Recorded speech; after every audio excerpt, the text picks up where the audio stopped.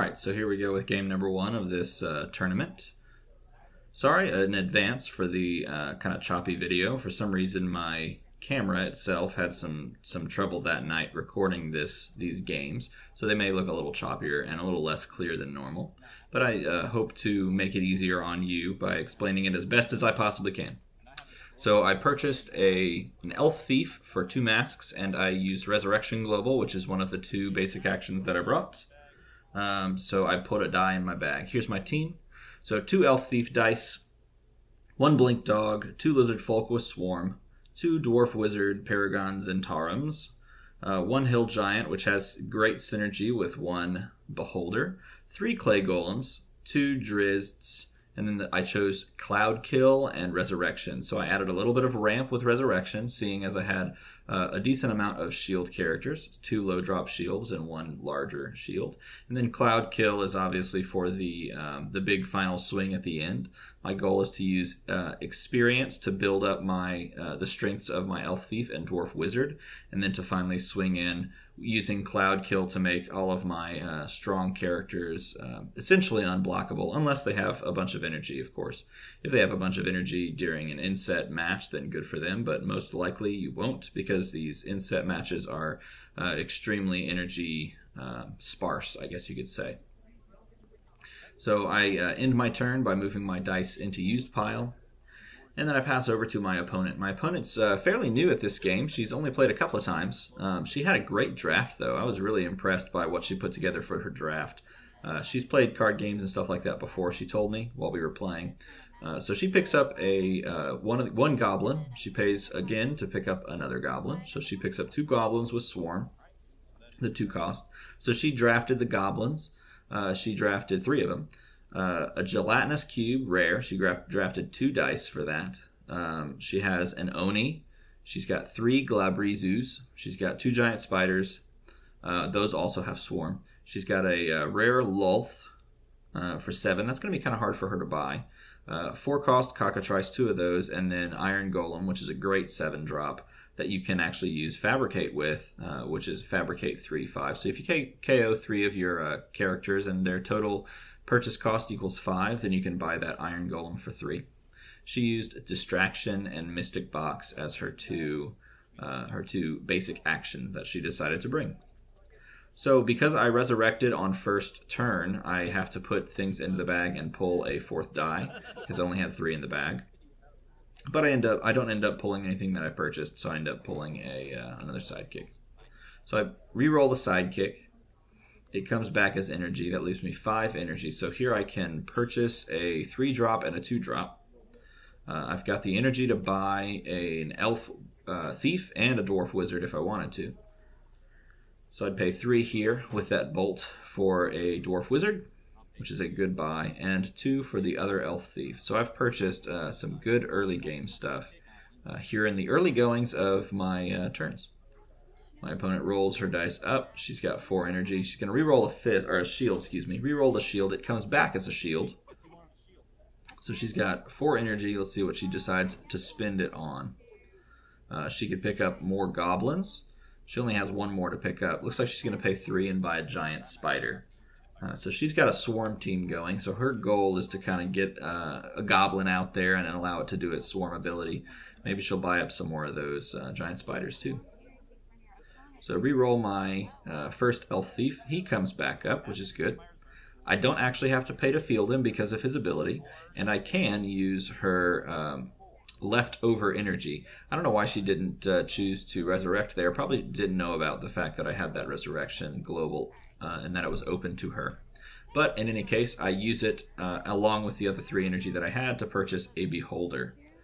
One of my favorite cards in this entire game, out of all sets, that's probably one of my favorites. A 4-drop with a 1/6/5 side is ridiculous. And a good ability, too. So she re-rolls, gets one of her goblins to stick. It's a 2/1 goblin. She's going to feel the sidekick along with that, pay 2, pick up her final goblin, and then passes over to me. So I go ahead and pull my dice out, roll them up, and see what we get. So did not get the Dwarf Wizard to stick there. Let's see if I re-roll it. Choose to re-roll, but it doesn't come up again. But I at least have 4 energy. So field for free, and got 4 energy here to play with. Wonder what I'm going to go ahead and purchase. I could buy another dwarf wizard. Looks like that's what I'm going to do. It's either that or I don't really have anything else that I can do for a 4-drop. I could pick up a resurrection die. It's probably not a very good idea though. So I buy up another dwarf wizard, and then I'm going to attack with my elf thieves. And here she blocks with the goblin, and because one of my elf thieves will go back to the field zone at the end of this combat, the elf thief card will actually get a +1/+1 counter, meaning that every elf thief that I have for the rest of this game is going to gain at least +1/+1, unless she somehow removes that token. That's very good for me. That's my goal, is to just build up my character's attack strength, attack and defense, make it harder for her to deal with. She's re-rolling her goblin. Comes back as a 2/1 side. She's going to field that sidekick out. And then she's going to pay 1, 2, 3, 4, 5. She's going to pay 5. What she's going to pay 5 for? Let's see. The only thing she has a 5-drop for is that Galabrizu, but she's not using a mask to pay it. So I did not catch that while we were playing. She cannot actually purchase that 5 cost because she did not have a mask to use. To purchase it with, I should say.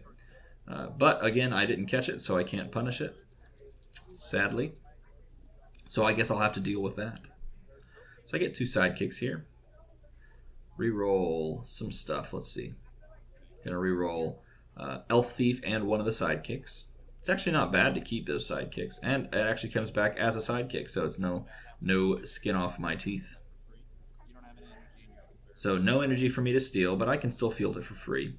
Great thing about keeping the sidekicks in an inset match like this is it lowers your bag count, and that's a very what's the word? Not often known thing that it's a thing you don't think about doing because you're so used to playing, at least I know I am, so used to playing with PXG and stuff like that, ways to ramp and lower your bag count, that when you play without it, you really have to start thinking about how you distribute your energy, how you purchase, if you're over purchasing, and that sort of thing. So I went ahead and fabricated my 2 elf thieves there on my last turn, meaning I KO'd them both, and then picked up one of those clay golems because it has a fabricate 2/4 ability, meaning I can KO 2 characters, total cost of 4, and purchase that clay golem. My opponent's swarm triggers, and she should have pulled one more die there because she pulled a second swarm character, and I haven't done anything to neutralize that ability. So she should really be rolling 6 dice here. She chooses to re-roll one of her character faces, and she gets a double fist, which is good for her. Swarm teams aren't really built around fielding all those characters early on. You want to use them as ramp. She's going to pay 4, pick up a gelatinous cube, pays a shield with that question mark, and then she looks like she's going to choose to attack. I just block with one of my sidekicks, so I get to re-roll that next turn. Along with, wow, that's a great looking roll. 2 elf thieves are going to get rolled. That beholder comes up, and so does the dwarf wizard. So I know I'm going to at least be able to neutralize the swarm ability on her goblin card. Wow, and both of those elf thieves come up. So I have a huge play right here, huge turn. Field everything for free. Field that sidekick as well. And so this is, again, an illustration of if you get everything on the board from your bag onto the board, then you can cycle much quicker than an opponent who isn't able to do that or doesn't roll sidekicks. So when fielding Beholder, I could get to do 2 globals for free, up to 2. So I choose to use Resurrection, which is one of the reasons why I put her on this team. So I put a die from my bag to my prep, and then I also triggered the when fielded effect for Dwarf Wizard here. So I'm going to name the Goblin die that's out in the field, and so all Goblin dice, or all, I guess that card text is wiped. A good way to describe it like that. Then I choose to attack with the Beholder and with the Elf Wizard, or excuse me, Elf Thieves there. So she knows she's going to block. Question is, does she choose to block with the Goblin? If she does, she avoids taking 5 and instead maybe would take 2 because of the +1/+1 on each of those Elf Thieves. We got a we have a 2/2 elf thief and a 3/3 elf thief. So if she doesn't block, she takes 5. If she does block, then my elves get buffed, and so does my dwarf wizard. She chooses to block, so that's going to KO, and that's going to KO. And one of those will go through, dealing her 2 damage, so she's at 18. But the bad thing for her is my elf thief gets buffed now. Every elf thief is 2/2, +2/+2, and every dwarf wizard is +1/+1. So those really pretty poor stat lines on adventurer characters really start to get scary when they start to build up that experience. So she has a lot of dice to roll. She's going to re-roll some stuff here. Looks like she's going to re-roll all of that. She gets characters on 2 out of the 3. One of those was energy beforehand and stays as energy. Going to field both of her goblins. Let's see. She's going to field everything. She could field everything. She's going to have to pay to field that goblin. She's going to have to pay to field the giant spider. I can't tell if she's going to have to pay to field that last goblin. It looks like an 0-2-1 though. Just puts it out in the field. 0-2-2. Now, I explained to her that with her extra energy, she can use the resurrection global with that question mark. So she pulls a die from her bag. That leaves her with 1 fist in the reserve pool. And obviously she's not going to want to attack here. She says such, she says as much, and I draw some dice from my bag. So I got some serious attacking that I can do this turn. Roll up the dice. So the dwarf wizard does not come out. So let's see if it comes out the second time. It does not. So the thing about the dwarf wizard is I would have to change the target of that fielding, that second dwarf wizard. I think you can choose the same target as before if you field the second one. Not sure. Why don't you chime in if you know the answer? Off the top of my head, I forget. I know it's been ruled on, and I know I read it like 2 weeks or 3 weeks ago, but I forget what it is. Can you retarget the same thing, same die? So do all my stuff. Choose to attack. We have some seriously buffed up dudes here. She's gonna triple block. She's gonna block everything. She blocks in such a way that KOs my beholder, though, which is good for her. But because I KO'd monsters, both of those adventurers that are currently in the field are going to get buffs even more. Oh, excuse me, she did not KO my beholder. My fault. She rolls everything up, and she's rolling that Glabrizu. She bought it way back turn 3 or something like that, but because she's been constantly buying and not using anything that lowers her bag count, she's just now gotten to it. It's taken a while. It's one of those things. If you don't play a lot of rainbow drafts, or you plan on playing rainbow drafts in the future, and you want to know a couple of good tips, one of the best tips that I've learned while playing rainbow drafts, often the hard way, is don't overbuy. If you're not playing a rainbow draft like for the UXM set where Professor X exists, then there's probably not any form of ramp that's better than that you're going to find. So buy correctly, buy well, and buy low, I guess is the best way to say it. Buy sparsely. Spend your energy in the right way, and you'll be able to cycle your bag quicker. That's the most important thing, is not so much buying a bunch of stuff, but buying the right stuff and not overpaying. So here I can't actually pay for the clay golem. I only have 2 energy, and it's on its 3 fielding cost. So that's going to get burned. But I have a lot of characters in the field. So I'm going to attack with most of those characters, leaving my sidekicks in there because I don't want to raise my bag count by attacking and then just letting them through. So she's going to block. Let's see if she chooses to block everything or if she just chooses to block and let something through.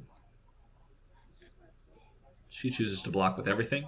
So all of her stuff KOs, all of my stuff comes back except that 4/3 beholder. And so that'll KO.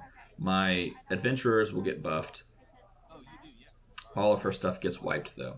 So she again is going to get to roll all those goblins, but they have not been swarming for her like she had hoped because she's needed them for blockers. I've done a good job of putting her in an uncomfortable position. She hasn't yet worked her way out of it. She's got a lot of energy though here, so she could do some serious purchasing of one of those higher cost dice. She chooses to re-roll 2 of them though. They come back as blockers, so that's definitely important. Having her at 18 right now and +4 and +3 respectively on the Elf Thief and Dwarf Wizards means she's looking at a lot of damage if she doesn't have blockers. She's got 3 energy left. Spending that 3, picking up the Oni die. My 2, at the end of my turn, they go, my 2 energy that I had left over get wiped. Drawing from my bag, rolling everything up. Here's the Blink Dog that I bought earlier. Didn't come up though. See if I can re-roll it and see if something happens. No. Oh, it does come up, but the Beholder does not. I would have preferred the Beholder, but not a problem. So I can spend 3 here, pick up a Cloud Kill. That's going to help if I get to a situation where I get that Cloud Kill out. I can essentially just win the game because I can make everything pretty much unblockable. So Blink Dog's going to attack. Elf Thief, Dwarf Wizard, all attacking, all buffed. Elf Thief is buffed by 4, Dwarf Wizard by 3. And Blink Dog is just a 2/2. But the nice thing about Blink Dog, this common one, is that he can deal 1 damage to, when he's blocked, he can deal 1 damage to a character die. So even though it looks like he's only a 2/2, he's actually a 3/2 if he gets blocked. So she's going to let the Elf Thief go through, which means that's going to have to cycle. I'm going to deal that extra 1 damage I was just talking about to the 3/3 Goblin to make it KO. And my Dwarf Wizard comes back. He gets buff. So does the Elf Thief, because there's 1 still in the field. So there's a ton of strong characters on my side. She finally, she's bought a couple of these gelatinous cubes, and she finally got to it and rolled it, which is good for her. Now that she fields it, it activates the When Fielded effect that says, pull a die from your opponent's bag and capture it until this die leaves the field zone. So she pulls and captures the only clay golem that I've bought. That's going to go under her die. She's got 8 energy, so she can spend some serious stuff here. She's going to pay all of that, even though she only has to pay 7. She's going to pick up an Iron Golem. So it looks like she's going to, I tell her that she doesn't have to spend all 8. She can actually use one of those shields to prep a die. So she does, because of the Resurrection Global. And her turn ends because she only has 2 blockers. So here's my big moment. If I can roll out a couple of more damage, and I might even have it right here. No, I don't. But I can roll up a couple more damage, and it looks like I have her pretty much dead to rights. So I rolled the Hill Giant and the Beholder, which are both unblockable. Or excuse me, not both. The Hill Giant makes the Beholder unblockable. And I have the Blink Dog there. So I pay to field all that stuff. And here I just have to push out because I've got more than enough damage to do so. So this was a sort of a grinded out game with this team. My team itself is a very grinded out team. That 4/3 is unblockable, the Beholder, and even if she blocks the 2 highest, which are those 2, she'd still take several damage. 5 plus a bunch more. She'd still take 14 plus 4, so she'd be down. So she realizes she chooses to block there, takes the extra damage, and that's a good game. So she played really well, I thought. There were a couple of things that she didn't notice and things that I didn't catch that she had done that I guess were breaking the rules. But, man, she played really well for someone who hadn't played the game much. She drafted really well for someone who hadn't played the game much. I was very impressed. So I end this first round with a current record of 1-0, and I move on to face someone else who is 1-0. Thanks for watching.